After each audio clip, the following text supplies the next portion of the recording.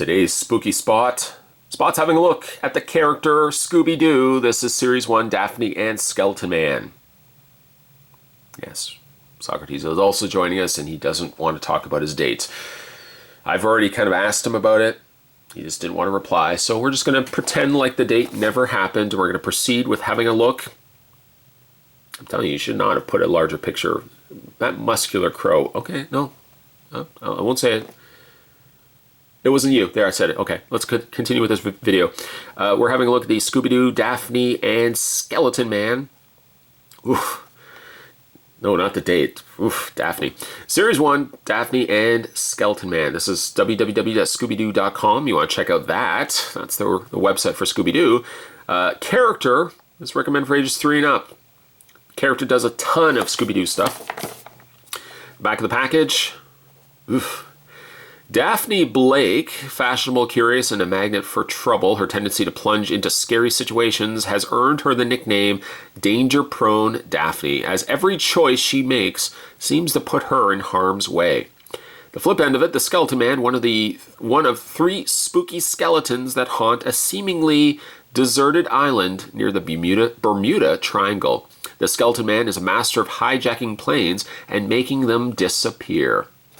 Other characters that we've looked at are Scooby-Doo and Frankenstein's monster, Shaggy and the Wolfman, Scooby and the Phantom Racer. The only other one we haven't looked at is Velma and Dracula. Where's Fred? No idea. Spot's going to take a very blood-curdling break. Not terrifying, blood-curdling break. There won't be any blood. What are we talking about? Spot's just going to go get himself another sandwich. But when we come back, though, I'm still going to be joined by Socrates, who's still not going to be talking about his date, but he will be. He'll just be talking under his breath. But when we come back, though, we're going to get a better look at Scooby-Doo's Daphne and Skeleton Man. There's more heading your way, guys. Don't go anywhere. All right, welcome back, guys. My crow is still in frame, but he's kind of... He wants you to know he's there, but he's not talking to us. He's mad that I was bringing up his murderofcrows.com. I told you to go on that site. Anyways, let's have a look at the figures now. I'm going to look first at the ghost. Or somewhat ghost. I'm going to look at Daphne last. We're going to talk about that disaster. But let's first have a look at the Skeleton Man. He has an interesting design, though again, I kind of feel like in the same way as the Phantom Racer, he doesn't feel like, he doesn't scream. He doesn't scream that he's been executed properly. To note, though, he doesn't have 5 fingers. He only has 3 fingers. Well, actually, this is where somebody's going to catch you. It's 2 fingers and a thumb. Yeah, see, there you go. Somebody's right down below is like deleting their comment. Primarily, all the coloring of him is on the front, nothing on the back. It's all purple. Well, that's not true. There's still the silver band of his belt that wraps around to the front as well, but most of the skeletal part of the Skeleton Man is only on the front, nothing on the back. He's also got some webbed feet as well, which I'm sure when he walks across the floor, it's like, maybe not quite that, but you get the idea. For his face, it's just one singular eye, somewhat a Cyclops Skeleton Man, but that's a very long name to be putting on a driver's license. Cyclops Skeleton Man. And that's not even his last name. He's using an alias, so you start adding his other last names. I think he's got like 2 or 3 last names. It's too much. For his posability, and it also looks like he should glow in the dark, but he doesn't. He does have a bend in the hand, in the elbow I should say, a rotation on the arms, a rotation on the head, which you can rotate all the way around, forward and back motion on the legs, bend at the knees. That's it. That's all you get with Skeleton Man. To be fair though, he does have more articulation than the Frankenstein's monster. Maybe for some fun, we'll just put Daphne there for a second. Oh, don't worry, I'm not going to forget about Daphne. Let's bring in some of the other monsters that we had to look at. Frankenstein's monster still is just terrible to stand. He just doesn't... Okay, you know what? I'll hold him. Bring in the werewolf. There we go. Wolfman. Bring in Phantom Racer. Get him to kind of stand. There's the monsters that we looked at so far. A ragtag bunch of misfits. Some, I think, more worthy of being included than others. You know, surprisingly, I would say Werewolf and Frankenstein's monster, though not done well, at least warrant being in this set. I don't know, these guys a little iffy, if you ask me. A little Kumsa. I would even have thrown the Witch Doctor in there, I think, before I would have thrown Skeleton Man. But that's just me.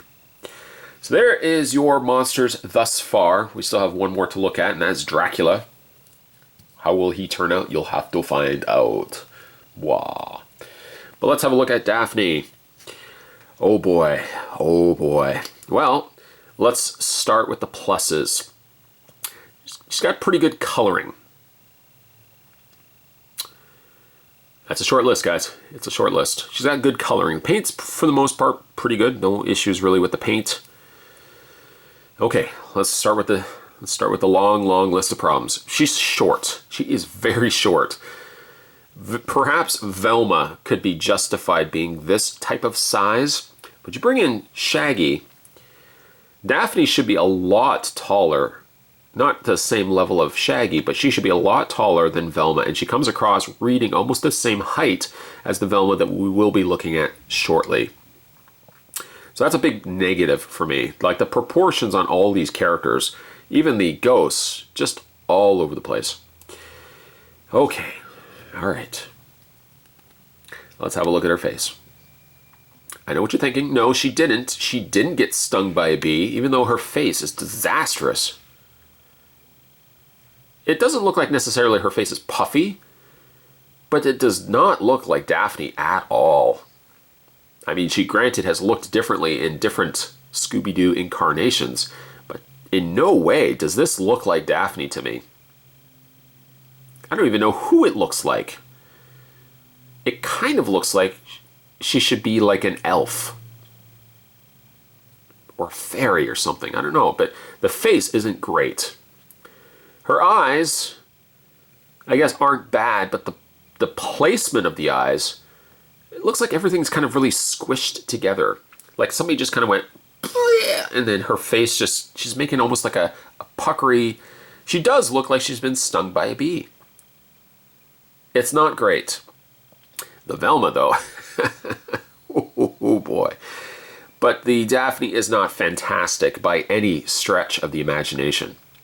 For her posability, her head doesn't really rotate. You rotate the head, you're going to be struggling. In fact, let me also touch this little point out there. You rotate her head too much, it looks like the coloring or the paint is starting to flake off the neck area. So that's about all you're really going to get from her head. The arms do rotate forward and back, but the hair really stops a lot of motion and movement there. She doesn't bend in the elbow. Okay, that's good. She does have a waist swivel. Oh, congratulations, Daphne, you have a waist swivel. But nothing in the legs other than her knees. That's really it.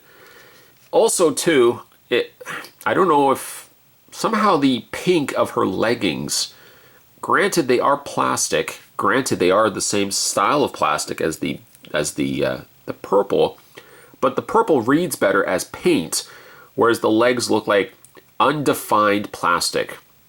If that makes any sense whatsoever. She's also got this tons of just mispainting or lack of paint on her skirt. But overall, lots of negatives, I'm afraid, for poor Daphne. She gets herself in so much trouble. Maybe it's just because you got stung by bees. Maybe that's your problem. Maybe you should go on Murder of Crows. Oh, okay, I wasn't going to say it. I'm sorry. I take that back. That was mean. That was low. I admit it. That was low. Speaking of low, though, this was a low point, unfortunately, for this series of reviews. Skeleton Man, A-OK. Daphne, F-. Spot your rating with letters? No, I just want to throw it F-. I can really just rate it with anything. Pickled onions. There you go. Salisbury steak. Not even that. Salisbury steak, but still. It's a comparison. I'm trying to elaborate that a poor figure. Pickled onions right there. Pickled onions. Today's Spooky Spot, we are continuing our looks at the character. This was the Scooby-Doo Series 1. We are looking at Skeleton Man. And Daphne.